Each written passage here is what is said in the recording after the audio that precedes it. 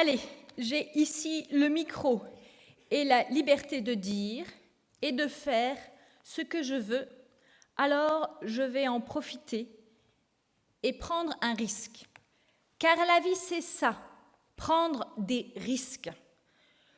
Je vais vous demander à tous de rentrer en vous pour répondre à ma question en toute simplicité, mais surtout en toute vérité. Aux professionnels, je vous demande d'ôter vos blouses, de redevenir des individus ordinaires. À tous, je vous invite à écouter le fond de votre cœur pour vous positionner en vérité. Voilà, ma question est toute simple.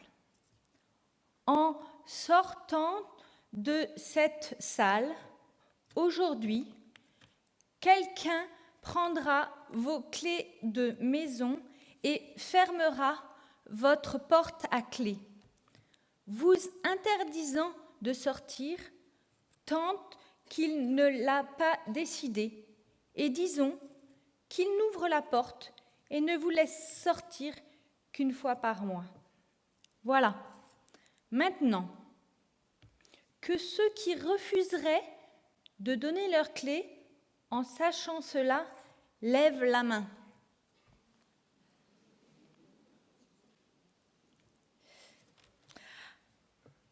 À ceux qui ont levé la main, merci.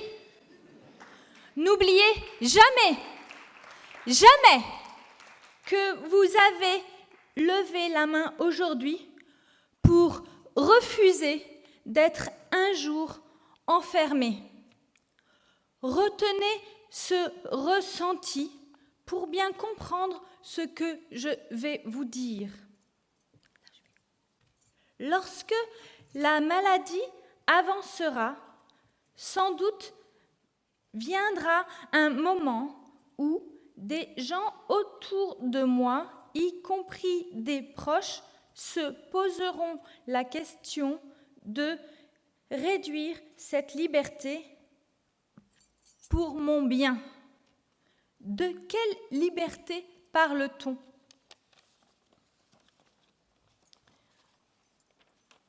Il y a d'abord la liberté d'expression.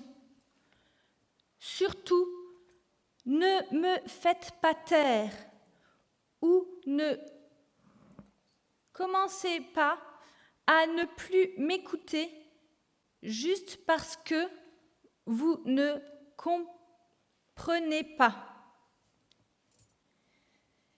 Il y a toujours un sens, même s'il est inaccessible pour vous. Et si vous ne comprenez pas le sens de ces paroles, émerveillez-vous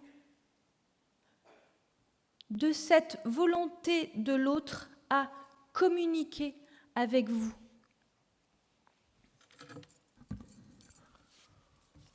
La liberté peut être aussi entravée par les médicaments. Ton papa, Blandine, a été malade comme toi. Je l'ai vu entrer debout dans un établissement, sur ses deux jambes, et très vite aller en fauteuil. Et ne me dites pas que c'est la maladie. Quand, quelque temps après, en diminuant les médocs, on le voit se redresser dans son fauteuil et se remettre debout et parler, alors qu'il n'avait pas fait tout ça depuis des mois. Quand vous, médecin, vous prescrivez ces médicaments, ou quand vous, infirmière, vous donnez ces médicaments, vous enfermez la personne au sens propre. Vous l'enfermez dans son corps, dans sa liberté de mouvement. Alors aux maisons de Kroll, nous ne sommes pas contre les médicaments, mais nous sommes pour un recours judicieux aux médicaments. Nous sommes pour une analyse rigoureuse des bénéfices-risques associés aux différents traitements. Et nous sommes surtout pour la recherche continuelle d'alternatives et de solutions nouvelles. Et cela exige beaucoup plus que de bonnes intentions. Cela exige de grandes compétences relationnelles chez les intervenants, des connaissances et de la formation, une approche et une organisation qui s'adaptent à chacun, et surtout la confiance et le soutien des familles. Par exemple, aux maisons de Crolles, il a fallu plusieurs mois pour analyser et comprendre une personne avant de pouvoir l'accompagner à la douche. Ça aurait été tellement plus simple de lui donner un calmant. Mais aujourd'hui, il nous accorde sa confiance et il accepte notre accompagnement sans prendre de médicaments. Cela n'aurait pas pu être possible sans accompagner et soutenir les équipes et la famille. Et il y a la liberté d'aller et venir. Qu'a-t-on fait à la société pour que vous nous enfermiez ? Les structures actuelles ont des airs de prison. Oh, les locaux sont plus jolis et plus propres. En fait, j'en sais rien, je suis jamais allée en prison. Mais les promenades autorisées sont sous surveillance. Les portes sont fermées par des digicodes. Les repas sont servis à heure fixe. Et il y a des heures de visite. Ici, les gardiens ont des blouses. Que vous a-t-on fait pour mériter un tel emprisonnement ? Qui mettons en danger, si ce n'est nous-mêmes ? On va me parler de responsabilité de la direction, de difficulté de mise en œuvre. Et moi, je vais vous dire à un moment donné quelles valeurs fondamentales on choisit.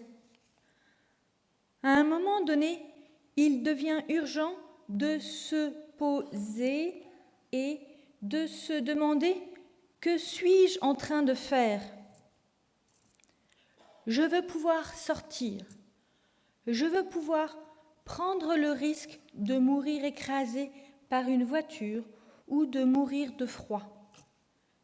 Laissez-moi vivre ma vie, même si elle doit finir tragiquement. De toute façon, si vous ne maintenez pas cette liberté, ma vie finira encore plus terriblement dans la tragédie d'une personne qui perd son humanité. Et ça, ce n'est pas la maladie qui me l'aura enlevé, mais bien ceux qui m'auront enlevé peu à peu ma liberté. Car il s'agit bien de ce combat-là, celui de garder, malgré la maladie, mon humanité et ma dignité. Tout le monde parle du respect. La liberté et le respect de la personne sont liés. Si on regarde une personne malade et que l'on ne voit que le malade, on va avoir envie de prendre les décisions pour lui, prendre soin de lui, le prendre en charge. Dans cette prise en charge, il y a une annexion de sa liberté. La personne devient notre chose, notre malade. Mais je suis le malade de personne. Je suis une personne qui a une maladie. C'est différent. Je ne suis pas votre patient.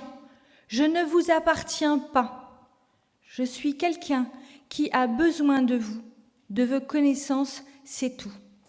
Je voudrais que, si vous reteniez une chose, je sais qu'il y a du progrès, mais je suis une personne qui a une maladie. Je suis une personne malade.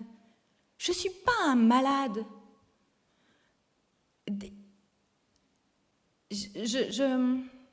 J'ai encore entendu dans les discours tout à l'heure, malade. Mais ça ne vous coûte rien. Mais ça change tout. Ça veut dire que je serai même malade, une personne jusqu'au bout. Donc si vous devez repartir tout à l'heure, n'oubliez pas Et essayez de changer ça.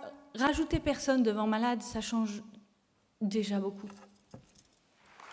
Alors voilà, si vous voulez savoir ce qu'est Amadiem, comment on travaille, quels moyens on s'est donnés pour garantir ses libertés et respecter les fondamentaux du projet, quelles difficultés aussi on rencontre, on vous invite à nous rejoindre pour l'atelier cet après-midi.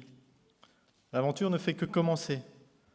Il manque d'ailleurs encore quelques intervenants pour compléter l'équipe et permettre aux 10 dernières personnes d'emménager. Alors n'hésitez pas à faire connaître et à rejoindre cette aventure humaine exceptionnelle. Vous pouvez chacun, je crois, aider ce projet qui, à mon avis, à notre avis, on pense peut changer la façon dont on accompagne les personnes fragilisées par la maladie et aider à changer le regard sur les personnes malades. Encore du travail pour vous. Je vous encourage à vous souvenir demain qu'aujourd'hui, vous avez levé la main à ma question pour ne pas laisser vos clés et à être conscient qu'en France, oui, maintenant, c'est possible. Les maisons de Crolles le démontrent. Alors, qu'attendez-vous pour changer ?